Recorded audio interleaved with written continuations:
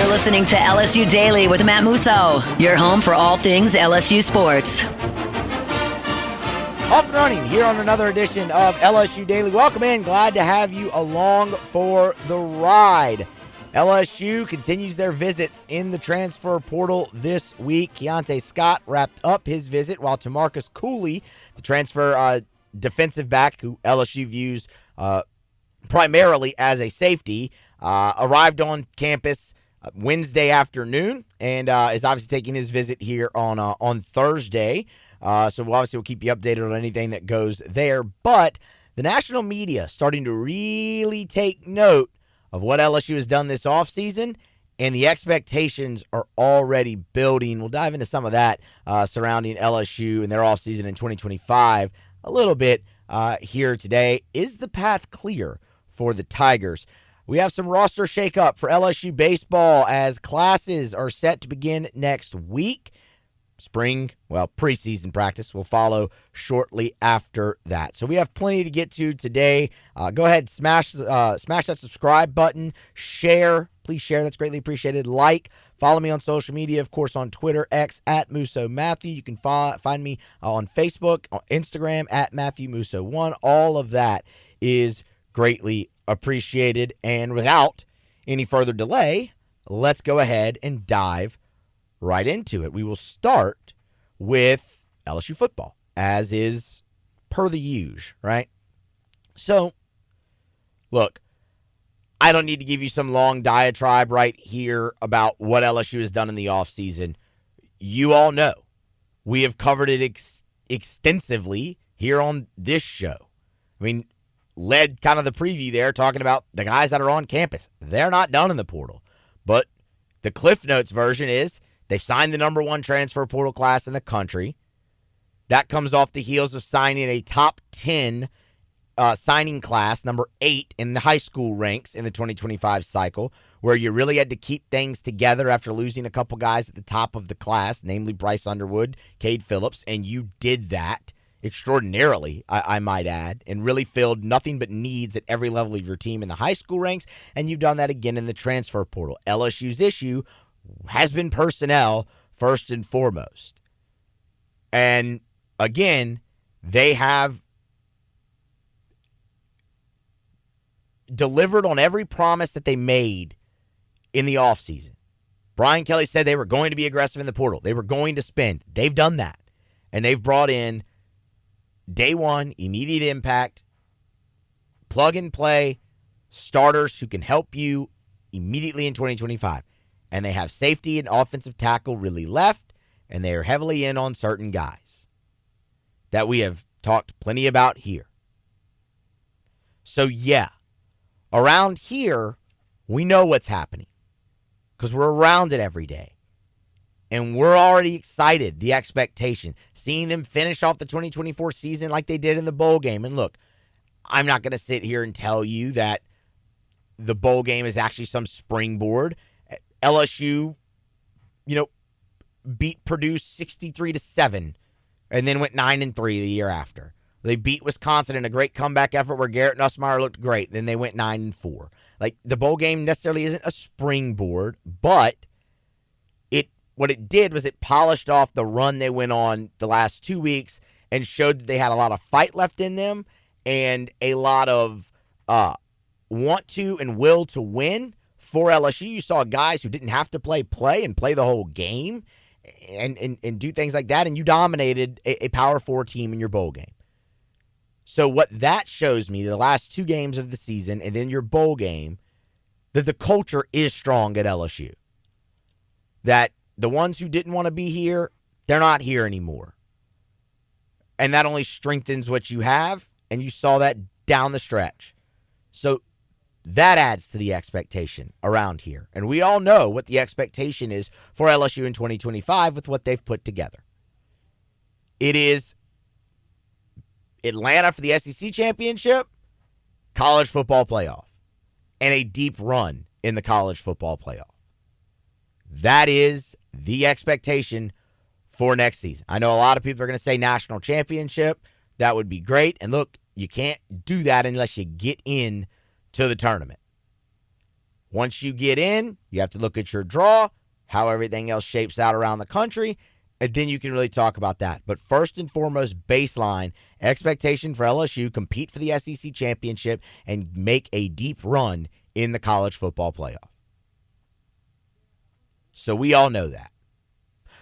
But what you've already started to see is the national media start to take notice and deliver predictions and similar expectations for LSU in 2025. And it's one thing for me to sit here and say this here locally in Baton Rouge. It's another thing to see people from outside our bubble here in Louisiana start to say the same thing and use pretty strong language. Brad Crawford over at 247 Sports, he does great work. I'll always recommend Brad's stuff. He, first of all, tabbed LSU as the winner in the transfer portal so far, which, again, not surprising. They have the number one transfer portal class in the country by multiple outlets. So, I mean, anyone who's not telling you LSU is the big winner in the transfer portal right now, they are just lying. I mean, quite not. Well, yeah. I mean, they're not being truthful at all there. But then he also released a way too early 2025 college football playoff projection. And not only did he have LSU in it, he had LSU hosting a first-round game as the 7 seed. So that tells you where he thinks LSU is. That means LSU is in Atlanta because they were the second highest seeded team in the SEC in that in that projection. Texas was the highest. So that tells you he has LSU in Atlanta competing for an SEC championship and in a good enough position where, regardless of the outcome, they're making the playoff and hosting a game. Now, again, I get it. It's January 9th. We got a long way to go. Also, January 9th, gross. But anyway, kind of ironic we're having this conversation on this day. But we are. It's a long way off. But that's one guy. And he was really high on him. And then there's Blake Topmeyer over at USA Today. And I highly recommend you go read this piece over there at ESPN, at USA Today by Blake. I mean, he's got it on his Twitter or whatnot. You can find it on Google. And he is the national media member that I have seen the highest on LSU and using the strongest language around LSU in 2025. This is the title of his column. Can't stand Brian Kelly now? Wait until LSU coach wins big in SEC after transfer portal ads. And he starts the article off talking about how, the average, college football fan or just football fan, they don't like Brian Kelly. Why is that? He goes through, he gives an answer, or he gives a quote from Kelly about why people, dislike him. That Topmeyer asked him back in 2023. And, he kind of compares Brian Kelly, used a lot of, Notre Dame's a polarizing place. People can fall on one side or the other on that. It can build up animosity, things of that nature. But he very smartly compares and contrasts that to Marcus Freeman and things of that nature and how Notre Dame is viewed and maybe why is the reason that Brian Kelly isn't viewed isn't viewed as the popular guy in college football. And he runs through all of it. And again, like I said, I suggest you go read that. But the part where it's striking is when he gets into the actual nuts and bolts of 2025. And I will read this line directly. Quote, within the SEC, the moment ripens for an LSU revolution. LSU revolution. That's got a nice ring to it, first of all. I would love an LSU revolution. And look, man, when they're going great, there is no team, no program, no fan base that revels in it more and is more swaggy and just really puts it in your face than LSU. So LSU Revolution, yeah, I love the sound of that. But where he gets that is looking at the SEC. Like he says, with the SEC, it ripens for an LSU Revolution. Obviously, you look at Alabama, you look at Georgia, you look at Texas. Tennessee, you'll have a returning starter at quarterback there, but you're going to lose stuff off of your defense if you're the Vols. How does it look after coming off a playoff appearance for them? Can they string it together? Can they find that consistency? That remains to be seen. Alabama is absolutely a question mark next season. They've gotten some really good news in the offseason here lately with some veteran players returning. Keon Sabb, got guys like that. Bernard, the wide receiver, got guys like that. But Alabama has to replace a quarterback. And while I understand everybody was down on Jalen Milroe over there and is ready for him to leave in Tuscaloosa, I get that. You have to look at where you are right now in the transfer portal cycle for Alabama, and you're late in the game when it comes to quarterback. You have the spring portal window, and sure, maybe somebody will jump in there. I mean, look, you've seen quarterbacks arrive in the spring portal window and be very good. I mean, Joe Burrow did it at LSU. Obviously, that worked out, but it really wasn't until the next season. Alabama is going to have a hole at quarterback. You're going to start Ty Simpson, or you're going to start a true freshman in Keelan Russell. Either way, there's going to be growing pains at that position unless they somehow pull off a miracle somewhere in the transfer portal this late in the cycle. And that's going to absolutely matter. And while they've gotten good news in the portal, or I should say in the offseason late with some starters returning, key starters returning, they've also had plenty of starters leave in the portal and to the draft. Their team will look very different next season, and they just lost 4 games this year. Alabama is at a crossroads right now. Now, you look at Georgia, and this was not Kirby's best Georgia team. Not even by a long shot, this was not Kirby's best Georgia team. They still made it into the playoffs. They still won the SEC.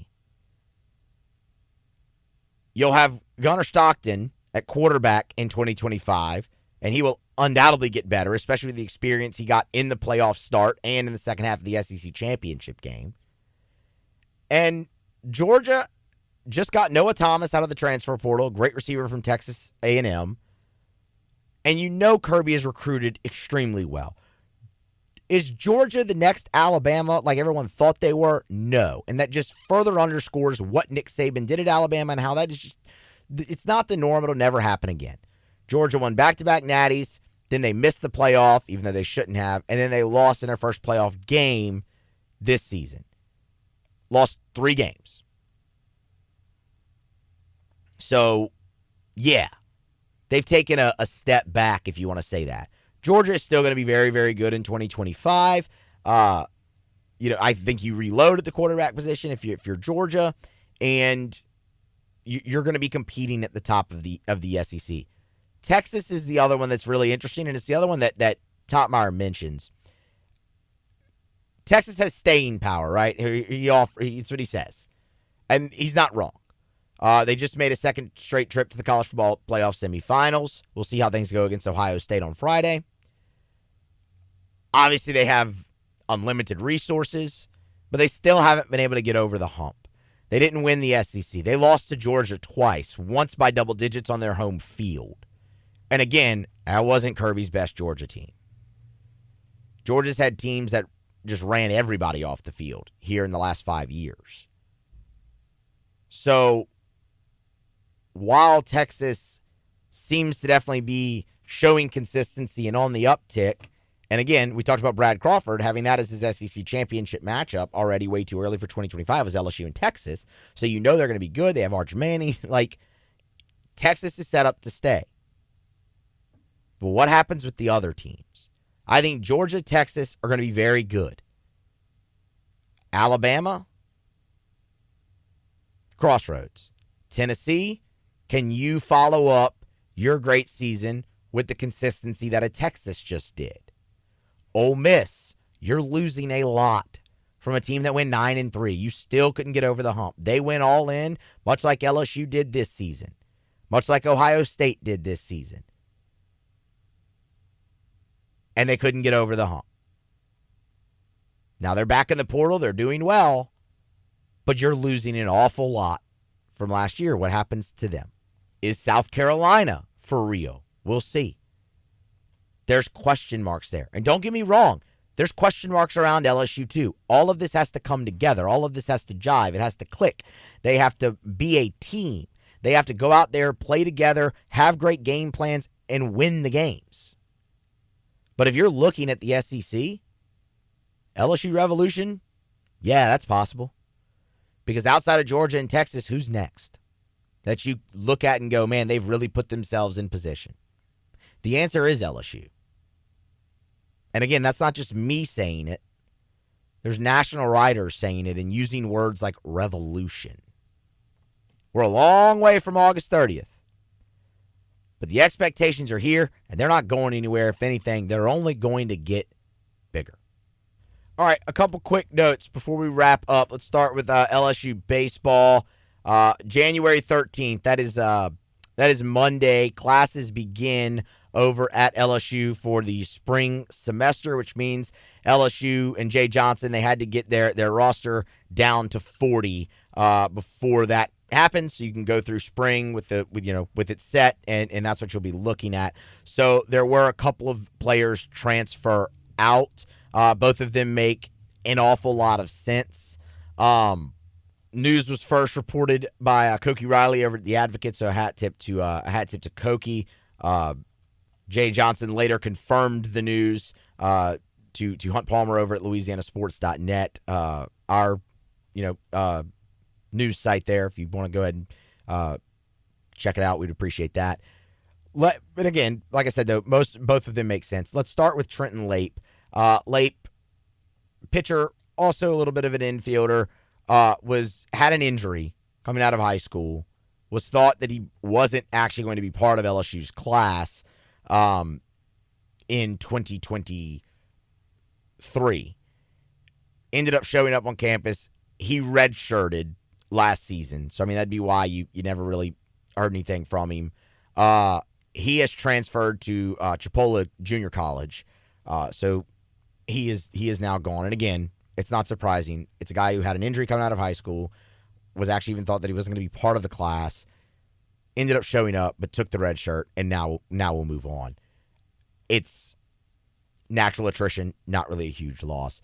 The other one is a name that you should be a little familiar with. Trevor Schmidt is transferring out again. Trevor Schmidt just transferred into LSU from Fullerton Junior College. Big first baseman, DH type, but will not be with LSU. He actually is re-enrolled at Fullerton Junior College, where he spent last season, and that's where he will play this season. Obviously, that one makes a lot of sense too.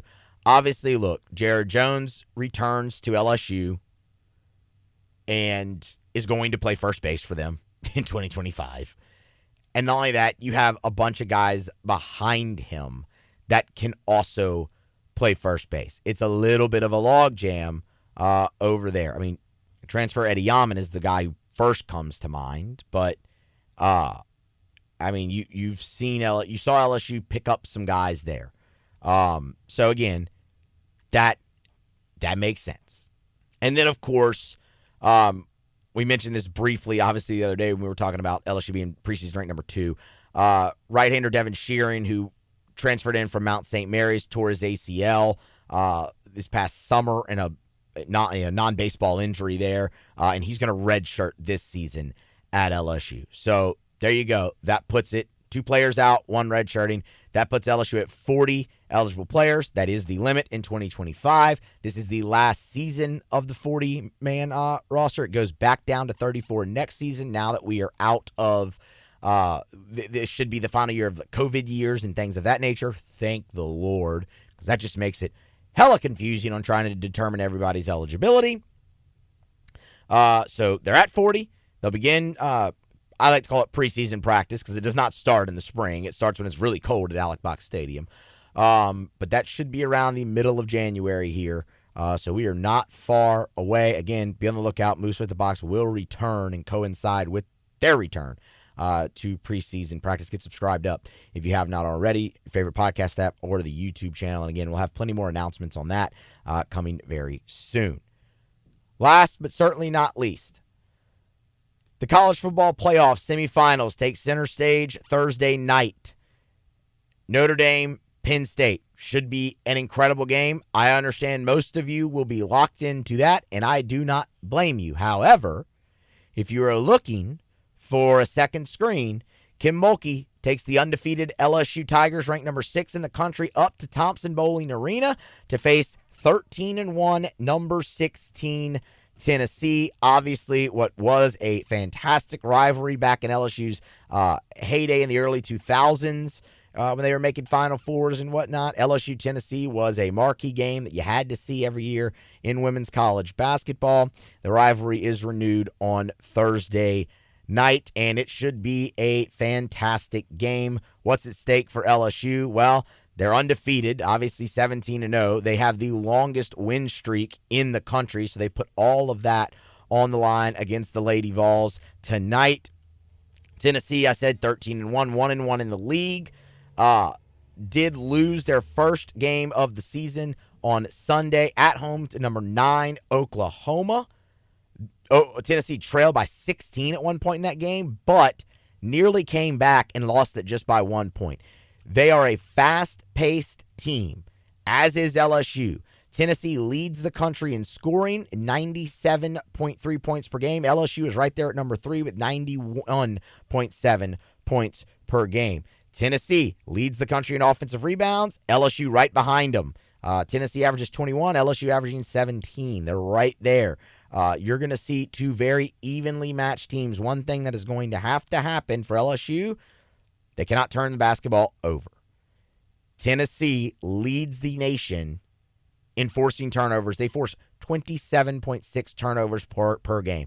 LSU on the road in what should be a hell of a crowd up there in Thompson-Boling cannot turn the basketball over tonight if they want to move to 18-0 and 3-0 in the league. Anissa Morrow, Flau'jae Johnson obviously will be huge parts of this. Looking at Morrow, she leads the nation in double-doubles and rebounds per game.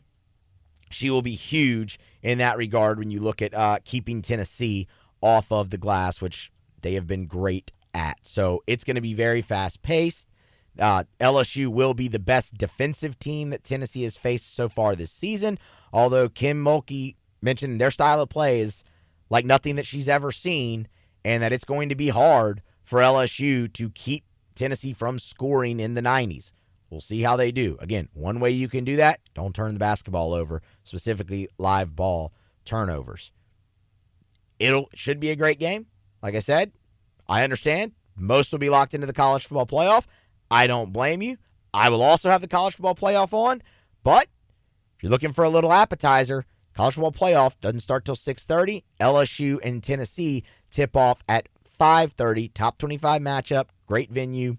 You could get a good half of basketball in, switch to the college football playoff, and keep the women's basketball team and the Lady Vols on your second screen. Have yourself a Thursday night. Good luck to Kim Mulkey and the Tigers as they look to improve to 18-0 and 3-0 in the SEC. All right, that's going to wrap it up here for today. Be sure to subscribe, share, like, all those things greatly appreciated. Follow me on social media as well. Be here next time for more on LSU Daily.